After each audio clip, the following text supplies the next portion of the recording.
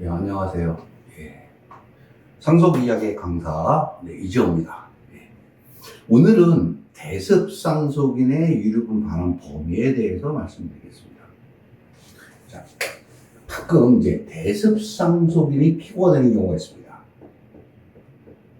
예, 대습상속인이 피고가 되는 경우는 두 가지가 있습니다. 첫 번째, 피대습인. 피대습에 대한 증여가 원인이 되는 경우가 있고, 대습상속인 자체가 증여를 받았기 때문에 유류분 반환 의무를 부담하는 경우가 있습니다. 자, 이 경우에 대해서 말씀드리도록 하겠습니다. 자, 첫 번째 경우, 피대습인. 그러니까 소송을 하다 보면 이제 그런 얘기를 합니다. 나는 증여받은 게 없다.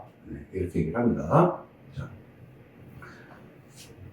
피대습인이 받은 증여, 피대습인의 증여에 대해서 대습상속인이 유류분을 반환을 해야 되는 문제입니다. 결론적으로 말씀드리면, 맞습니다. 반환을 해야 됩니다. 이거는 뭐, 사실은 좀, 뭐라 그러죠? 여러 가지 이유가 있는데, 일단은 넘어가겠습니다. 그 다음에 대습상속인에 대해서 받은 증여입니다, 이게. 이것도 두 가지로 나눌 수 있습니다. 대습상속인이 돼서 받은 증여와 그렇지 않았을 때 받은 증여입니다. 그러니까 무슨 얘기냐면 피대습인이 살아있을 때, 아버지가 살아있을 때 할아버지로 받은 거, 아버지가 사망하고 나서 받은 거, 할아버지로부터 이 두 가지로 구분할 수 있습니다. 자, 이거는 당연히 반환의 대상이 됩니다. 그럼 뭐 이거는 왜냐하면 상속인의 지위에서 받았기 때문에 그렇습니다. 그렇기 때문에 당연히 반환의 대상이 됩니다. 요거는 또 두 가지로 나눠지겠죠. 자, 이게 피대습인. 피대습인이 받은 것과 동일하게 취급이 되면 피대습인의 특별수익이 산입되기 때문에, 일로 산입되기 때문에 반환을 해야 됩니다. 근데 피대습인과 구분돼서 가면 1114조에 따라서 이제 반환 여부가 결정이 됩니다. 그래서 지금 대습상속인에 대한 증여는 이런 구조를 띠고 있습니다. 이런 반환의 경우는. 자, 대습상속인은 피대습인이 받은 증여와 대습상속인에 대한 증여를 나눌 수 있습니다.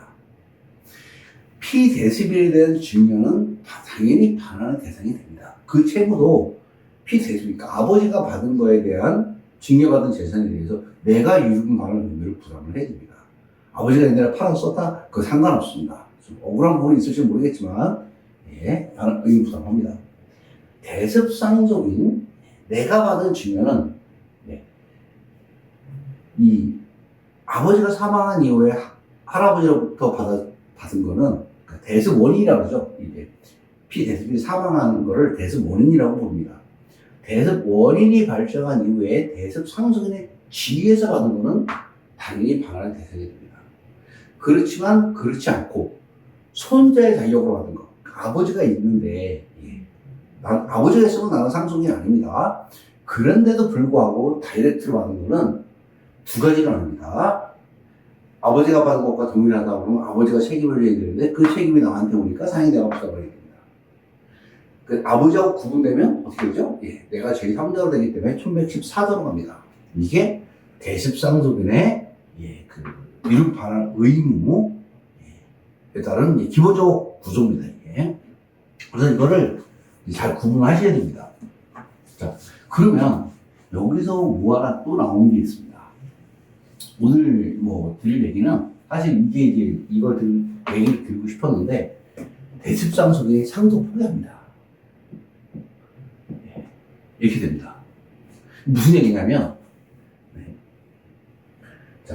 조부가 있고 아버지가 있고 내가 있습니다. 상속을 받았습니다. 이게. 그래서 대습이 발생합니다. 상황했으니까 이렇게 이제 대습이 발생합니다. 여기서 내가 상속 포기합니다. 상속 포기를 하게 됩니다. 자, 이랬을 때 어떻게 되는 겁니까, 이게? 이랬을 때, 이게 지금 뭐, 2022년, 재작년, 초과 특별수익자가 상속 포기를 하게 되면 1114대 적용을 받는다. 라는 대법원 판례가 나온 이래, 그래서 이런 문제가 초미의 관심사가 되고 있고, 저도 이 부분에 대해서 굉장히 많은 관심을 갖고 있습니다. 그래서, 뭐, 하고 싶은 판례가 어떻게 되는지 찾아보기도 하고, 분석도 해보고, 어떤 쪽으로 가고 있는지, 이런 거 지금, 그래서 공부를 하고 있습니다. 자, 이런 경우에, 과연 어떻게 되냐는 겁니다, 이게.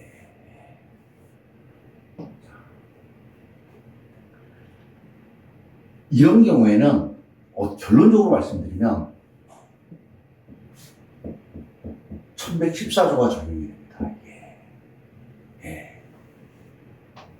아버지는 이미 받아서 사망을 했습니다. 예, 사망을 했어요. 그래서 내가 상속을 받았습니다. 근데 조부님이 사망하시니까 내가 상속 포기합니다. 왜? 난 이미 사실 상속 포기 안 해도 어차피 받을 거 없습니다. 이미 많이 받았기 때문에. 상속 재산 부담을 가면 상속 포기합니다. 1114조의 적용을 나는 받습니다. 이거 대부분 팔입니다. 이것도 받는 얘기입니다. 받습니다. 결론적으로. 그럼 어떤 문제가 발생하냐면, 자, 아버지가 먼저 사망하셨기 때문에 조부님이 1년 이내 증여한 건 없습니다. 예, 아버지가 죽고 할아버지가 1년 안에 사망을 해야만이 성립이 되거든요. 예, 포함이 됩니다. 근데 아버지가 사망하고 1년이 지나서 조부님이 사망을 해서 내가 이제 대습상속을 받는데 내가 상속 포기해버리면 아버지가 받은 건 일단 지켜줍니다. 1년 이전이기 때문에. 예. 아버지가 빠집니다, 이게. 증여받은 게. 내 증여만 따지면 됩니다, 내 증여. 내 증여도 두 개로 나누죠. 1114조. 1114조입니다, 예. 그니까, 어차피, 이 1100, 나는 상속 포기 때문에 당연히 1114조 적용을 받고, 아버지까지 1114조의 적용을 받기 때문에, 결국은, 이제, 원고, 유무권자가 1114조 후문의 적용을, 이걸 주장을 해야 되는 겁니다. 입증을 해야 되는 겁니다. 그래서, 이게, 왜 중요하냐면, 여기만 적용이 되면, 네? 내가 상속 포기 때문에 나만 영향을 받으면, 아버지 건 무조건 들어갑니다. 네, 기초재산에. 그래서 볼륨이 커지겠죠. 네. 대신 내가 상속 포기했기 때문에 원래 뭐 고모 2명 있다. 고모 2명? 그럼 원래는 3분의 1씩인데 2분의 1이 돼버립니다. 보통 상속분이. 그럼 유류분이 원래는 6분의 1이었는데 4분의 1로 증가를 해버립니다. 고모들이.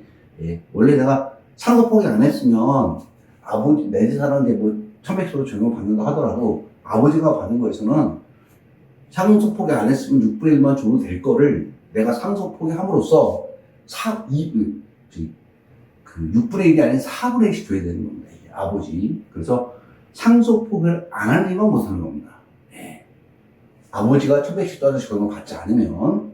근데 아버지가 1114조의 적용을 이미 사망한 아버지지만 내가 상속 포기함으로써 아버지도 1114조의 적용을 받는다 그러면 계산을 뽑아볼 수 있습니다. 내가 상속 포기한 게 유리한지 불리한지. 예. 왜? 계산을 해보고 나옵니다. 대충. 예, 정확하진 않지만 대충 나옵니다. 그래서 상속 포기 여부를 판단을 할 수 있습니다. 자, 오늘은 대습상속인에 대해서 말씀을 드렸는데, 처음에 서두에 대습상속인에 대한 증여는 증여를 루트별로, 증여된 루트별로 구분을 해봤습니다. 그런데 제가 오늘 정작 드리고 싶었던 얘기는 이 얘기입니다. 내가 대습상속인이 상속 포기를 할 수 있다.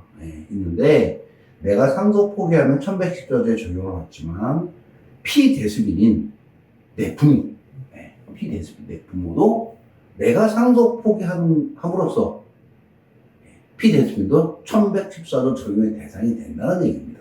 예. 자, 이 부분은 사실은 제가 초과특별수익자의 상속폭을 말씀드릴 때 항상 드리는 얘기입니다. 이거는 초과특별수익자라서 상속폭을 꼭 득이 된다라고 말씀드리지 않습니다. 때로는 자기 발등 찍을 수도 있습니다. 왜냐하면 1114조 때문에 그렇습니다, 이게. 1114조가 아니고 유류분이 증가합니다, 이게. 유류분 비율이 증가하기 때문에, 그리고 나의 그 유류분 초과특별수익이 없어집니다. 유류분이 없어집니다. 그래서 일반적으로는 상속인 경우는 유류분을 초과하는 비율에 따라서 반환 부담을 하는데, 내가 상속 포기를 하게 되면 상속이 아니기 때문에 나의 유류분 자체가 없습니다. 그래서 내 증여금액 전체를 기준으로 반환을 해야 됩니다. 그래서 이 두 가지 측면에서는 불리한 부분이 있습니다. 그래서 이게 내가 상속 포기했을 때 1110조의 적용을 받는다 하더라도 어느 쪽에서 유리한지는 계산을 해봐야 합니다. 이거는. 그래서 지금 말씀을 드리지만 대대방송인 같은 경우 상속 포기하게 되면 피대수빈도 1110조의 적용을 받는다라고 말씀드리지만 항상 이 부분은 상속 포기는 조심해서 하시기 바랍니다. 자, 오늘의 강의는 한마디로 딱 요점을 정리를 하자면, 아까 쭉 설명해 드렸지만 필요 없고, 대습상속인이 상속 포기하면 피대습인도 1114조의 적용을 받는다는 겁니다. 이 강의를 들으시는 분도 이게 왜 중요한지를 체감 못 하실 수 있습니다. 근데 정작 실무를 해보면 이게 굉장한 파괴력을 갖습니다. 그러니까 여러분이 제가 이렇게 강의하는 걸 드실 때 지식으로 받아들이실 수 있습니다. 판례가 그렇구나? 그런 판례가 있구나? 그렇구나? 그런데 실제로 이게 실무에서 재판에 붙어버리면 엄청난 파괴력을 갖습니다. 왜냐하면 하나의 판례가 여러 영향을 미칩니다. 마치 호수에 떨어진 도로나 던진 것처럼 그 파급 효과가 엄청 큽니다. 그거는 이제 저희는 그걸 보거든요.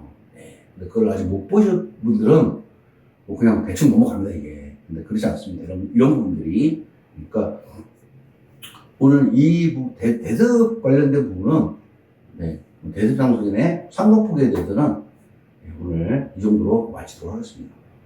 자, 오늘은 여기까지 하고 다음에 다른 주제로 다시 찾아뵙도록 하겠습니다. 이상 상속 이야기 강사 이지호였습니다. 참, 그리고 이렇게 강의 들으시다가 궁금한 게 있다, 좀 부족한 게 있을 수 있습니다. 볼륨이 작다거나 화면이 그렇다거나 궁금한 게 있다거나 그러시면 전화하셔도 되고 댓글 다셔도 됩니다. 근데 댓글은 간단한 것만, 법률적인 지식 이런 거, 소리가 작다 이런 거 하시지 복잡한 거는 그냥 전화 주시면 됩니다. 궁금하신 분 그러면 제가 아는 한도 내에서 조언을 드리도록 하겠습니다. 자, 그럼 오늘은 여기까지 하고 다음에 다시 찾아뵙도록 하겠습니다.